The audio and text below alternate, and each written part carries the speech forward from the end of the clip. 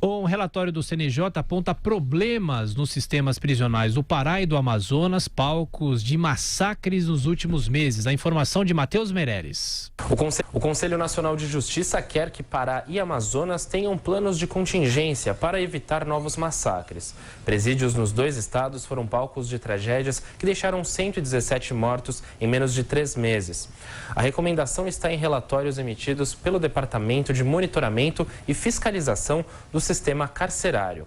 Os documentos apontam a necessidade de criação de grupos com representantes locais e federais para tratar questões relacionadas aos massacres e debater medidas de curto, médio e longo prazo.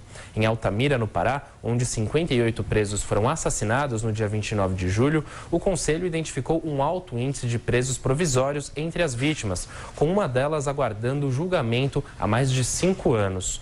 No estado, o CNJ solicita ao judiciário local a apuração da situação desses detidos, a melhoria das condições da unidade do centro de recuperação e o acompanhamento de medidas para a redução da superlotação. Já nos assassinatos ocorridos em presídios do Amazonas em maio, o relatório aponta também o fato de que 2 dos mortos já tinham direito à progressão de regime. De acordo com o CNJ, o estado não adotou providências estruturantes desde o massacre de 80 presos em janeiro de 2017.